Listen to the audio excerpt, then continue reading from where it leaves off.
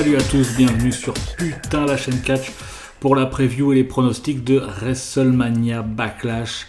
Alors juste avant de commencer ces pronostics, je vous encourage à aller écouter le podcast qui est en dispo sur YouTube ou en podcast sur toutes les plateformes adéquates, Spotify, Deezer et autres. On parle un petit peu de WrestleMania Backlash et aussi de divers autres sujets et des petits quiz, etc. Donc n'hésitez pas à aller écouter, à aller regarder si vous sur YouTube et donner votre avis dans les commentaires. Ça sera toujours intéressant de débattre. Suite à ça, je vous encourage aussi à vous abonner, à partager, à liker la vidéo, et on commence directement avec les pronostics de WrestleMania Backlash avec le premier match qui sera entre Bobby Lashley et Omos. Donc alors Bobby Lashley contre Omos, donc ils sont déjà affrontés à WrestleMania où on a pu voir MVP aller du côté de Omos. Alors bon, le match niveau qualité ne s'annonce pas extraordinaire entre les deux lutteurs, puisque Bobby Lashley, voilà, il sait sortir des bons matchs, mais Omos, on a bien vu qu'il était un petit peu limité. Visiblement, s'ils ont mis MVP de son côté, ils ont la WWE à la volonté de le pusher. Ça semble évident. Alors Bobby Lashley faisait son retour à WrestleMania, il a remporté son match. Pour ce WrestleMania Backlash, je pense que Omos va remporter le match. Pour le pronostiquer, voilà, Omos va gagner contre Bobby Lashley, je pense. Et j'espère qu'il sera un petit peu plus, consciencieux. Parce qu'à WrestleMania, on a vu qu'il a fait le blesser à 2 reprises, dont une où la tête du coin de Bobby Lashley a tapé sur le poteau du ring. Enfin, ça aurait pu être un petit peu dramatique. Il revenait de blessure, donc voilà. En tout cas, voilà, ça va pas être un match, je pense. Ça va pas être le match de la soirée, ça va pas être un match 5 étoiles, mais je pense que Omos va gagner. Pour quelle suite ? Écoutez, on sait pas, on verra au fur et à mesure du temps. Mais on va passer au match suivant. Happy Corbin contre Madcap Moss. La rivalité entre les deux, c'est bien. Par contre, qu'ils se soient séparés, que Madcap Moss se soit séparé de Happy Corbin, c'est plutôt bien pour Moss, évidemment. Happy Corbin, j'y arrive pas. Déjà en Baron Corbin, j'y arrivais pas. Et je pense que je n'y arriverai jamais. Donc je suis pas du tout fan du personnage, du lutteur en lui-même. Voilà, je suis bien content pour Madcap Moss qui lui, par contre, je pense peut avoir un avenir assez intéressant à la WWE. Et pour le pronostiquer, je vois j'hésite. Je vais dire Happy Corbin. Je vais dire Happy Corbin parce que c'est quand même un gars, on sent que la WWE l'aime bien. Il a toujours été plus ou moins dans des storylines assez visibles, assez impliqués. Madcap Moss, ils veulent le lancer en solo certes, mais je pense pas qu'ils veulent décrédibiliser Happy Corbin. Je vois Happy Corbin gagner. Voilà, je sais pas, peut-être avec une petite triche ou quelque chose comme ça. Mais pour le coup, Happy Corbin pour ce match. On poursuit avec le prochain match qui s'annonce, donc là attention, Edge et Styles contre Edge Part 2. Le rematch de WrestleMania entre Edge et Edge Styles. Le match de WrestleMania, moi personnellement, m'a un petit peu déçu. Je m'attendais à beaucoup plus, je le trouvais beaucoup trop long en fait comme match, où il y avait des temps morts, il y a eu beaucoup de temps morts, beaucoup de temps d'arrêt, ce qui a cassé le rythme du match, c'est dommage, il y a eu des moments de brillance extraordinaires, mais j'étais un peu déçu, donc là rematch entre les deux. Maintenant on sait que Edge a Damian Priest de son côté, Edge et Styles visiblement n'a pas beaucoup d'alliés.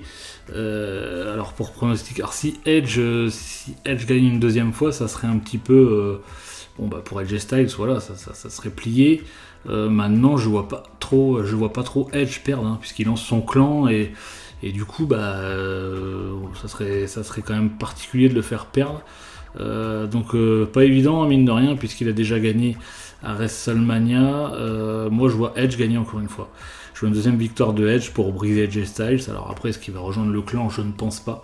On parle de Rhea Ripley qui pourrait rejoindre prochainement le clan de Edge qui s'appelle Judgment Day. À voir ce que ça va donner. Mais la rivalité en tout cas entre les deux est très bien. Le clan de Edge, j'attends de voir ce que ça va donner. Je suis pas fan de Priest à la base, je suis pas du tout fan de Damian Priest, donc j'attends de voir vraiment ce que ça va donner, puisque ça peut être une surprise et ça serait bien, je pense, pour Priest. Mais voilà, on va voir ce que ça donne avec Edge. En tout cas, je le vois gagner sûrement Damien Priest aussi, qui sera dans l'équation, hein, avec peut-être une intervention ou quelque chose, ou peut-être Rhea Ripley qui va les rejoindre directement lors de ce PPV. On verra la suite, on verra comment ça se passe le jour J. Prochain match entre Cody Rhodes et contre Seth Rollins. Alors voilà, pareil, rematch de WrestleMania aussi, hein, puisque les deux, voilà, Cody Rhodes a fait son retour à WrestleMania, qui était l'adversaire surprise de Seth Rollins. On sait que Seth Rollins a voulu réaffronter Cody Rhodes car il estime qu'il avait l'avantage du moins que lui il avait le désavantage de ne pas connaître son adversaire et de ne pas pouvoir étudier sa façon de lutter, ses petites habitudes. Donc il a voulu le réaffronter pour WrestleMania Backlash.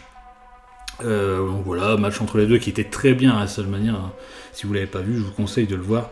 Il y a une petite vidéo des top 5 des meilleurs matchs du mois dernier, hein, qu'il faut voir, qui va sortir très bientôt. Donc n'hésitez pas à vous abonner sur la petite cloche pour être au fait du top 5 du mois d'avril, des matchs à voir au mois d'avril. En tout cas pour ce match-là, donc Cody Rhodes a gagné la première fois. Je vais le pronostiquer en faisant aussi un peu parler mon côté cœur, on va dire. C'est que je pense que Seth Rollins va gagner. Enfin, j'espère du moins. Je m'explique parce que Cody Rhodes a fait son retour à WrestleMania. Évidemment, c'était peu probable qu'il le fasse perdre dès son retour. Surtout que la foule était à fond, etc. Maintenant, faut pas non plus, Seth Rollins a perdu beaucoup de matchs avant WrestleMania, jusqu'où on pensait qu'il n'aurait peut-être pas sa place à WrestleMania, parce que voilà. Et finalement, il a encore perdu contre Cody Rhodes. Et c'est un mec, Seth Rollins, c'est un génie, hein. Moi j'adore, je suis absolument fan, j'aimerais bien le voir pour le titre, mais une belle rivalité. Donc je pense que il faut faire gagner Seth Rollins sur ce rematch pour ne pas non plus, le mettre avec trop de défaites, quoi. Et puis Cody Rhodes, de toute façon, on sait, il a été très peuché, c'est pas cette défaite-là qui va le perturber dans sa progression. Donc voilà, je pense que ça serait bien pour Seth Rollins qui gagne, et je vois Seth Rollins gagner ce match, je suis assez confiant. Donc voilà pour ce match. Ensuite, on poursuit avec le SmackDown Women's Championship, pareil, rematch de WrestleMania, en même temps, c'est WrestleMania Backlash, donc Backlash qui veut dire contre-coup, donc beaucoup de rematch. Et là c'en est un autre, donc Charlotte Flair, la championne de SmackDown, contre Ronda Rousey, cette fois en I Quit match, donc il va falloir que la personne dise I Quit, donc j'abandonne, pour gagner le match. Alors assez compliqué, je pense, pour Ronda Rousey de dire I Quit, parce que elle vient de l'UFC, enfin ça serait un peu... ça serait chaud quand même, quoi. C'est une nana qui vient de l'UFC, qui a subi quand même beaucoup de soumissions sévères.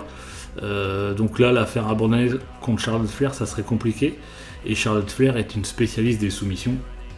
Mais moi, je vois un changement de titre. Je voyais déjà à WrestleMania. Je pensais vraiment que Charlotte Flair allait perdre son titre à WrestleMania, ce qui n'a pas été le cas. Je trouvais ça bien.